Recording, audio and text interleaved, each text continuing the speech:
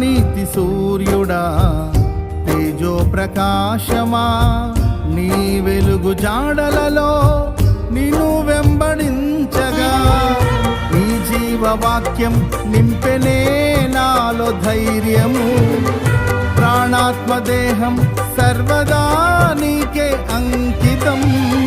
నీ జీవవాక్యం నింపెనే నాలో ధైర్యము, ప్రాణాత్మదేహం సర్వదా నీకే అంకితం.